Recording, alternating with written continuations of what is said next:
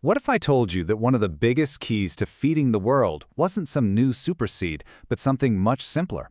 A calendar. Today we're going to dive into a fascinating study that shows how just managing the clock could unlock a billion-dollar harvest and help feed a nation. It all really boils down to this one question. It seems almost too simple to be true, but as researchers started digging into India's wheat production, they found out that timing is everything. Okay, so let's set the stage here. India is an absolute wheat powerhouse. It provides more than 20% of the whole nation's food energy. But with a growing population, the demand is just soaring. The challenge they're facing is immense. To keep up, projections show that by 2050, India is going to need to increase its wheat production by a staggering 30%. To put that in perspective for you, that's like an extra 30 million tons of wheat that needs to come from somewhere every single year. And here's the real catch. There's basically no new land available for farming, so that increase has to come from getting more crop out of the fields they already have.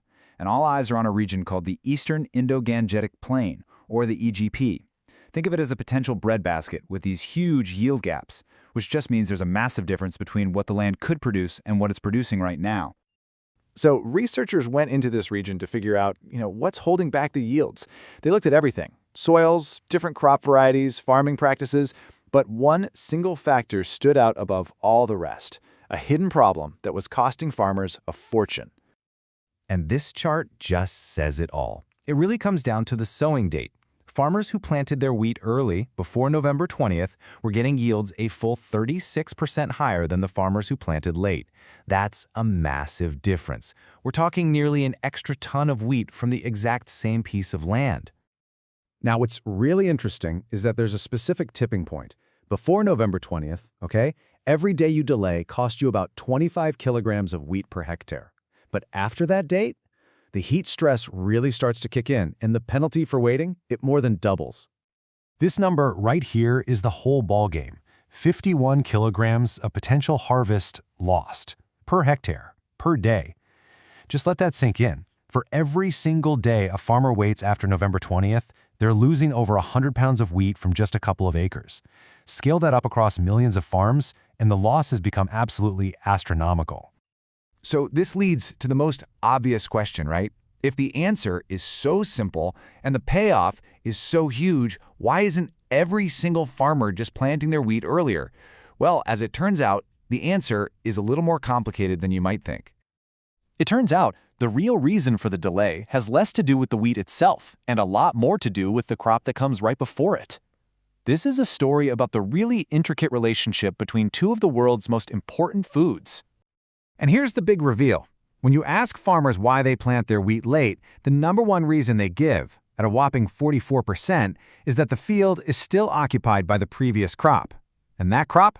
It's almost always rice. And that right there is the core discovery of this whole study. You can't solve the late wheat problem if you don't first solve the late rice harvest. The two are locked in this tightly scheduled dance, and one can't move without the other. And this relationship is incredibly direct.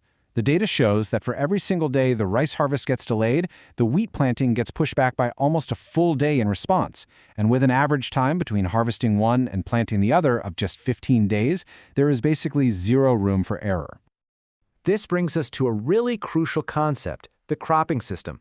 It's not just a sequence of plants. You have to think of it like an interconnected chain of decisions. You can't just change one link. You have to think about the whole system. So if it's a system problem, you need system solutions. And the researchers didn't just point out the problem, they laid out 6 concrete ways to help farmers get their schedules back on track.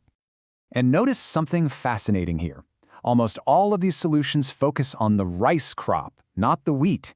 Things like using direct sown rice, which can shave 8 to 10 days off its growing time, or planting faster maturing rice varieties that give farmers a more flexible window. See?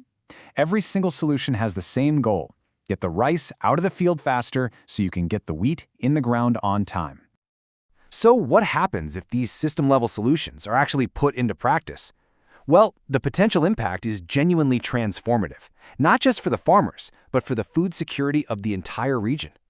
First, just by optimizing this rice and wheat calendar, the region could close that yield gap, that untapped potential we talked about, by an incredible 69%. That just creates a massive new ceiling for what's possible. For the farmers themselves, this translates into a potential gain of $421 million in new revenue. And that's not a one-time thing, that's every single year just in this one part of the country. And for the country as a whole, it means an additional 1.88 million tons of wheat annually. I mean, that's enough to completely transform this region from a net wheat importer into a key supplier for the rest of South Asia. So, the crucial point is summed up perfectly by the study's authors themselves. To unlock the potential of wheat, you have to manage the rice first. It's all about seeing the farm not as a series of individual crops, but as one single interconnected system. And that leaves us with a final thought, doesn't it? This whole idea of systems thinking goes way beyond agriculture. It really makes you wonder, what other huge challenges are we facing where the key isn't to fix one broken part, but to actually understand and adjust the entire system? It's a really powerful idea to think about.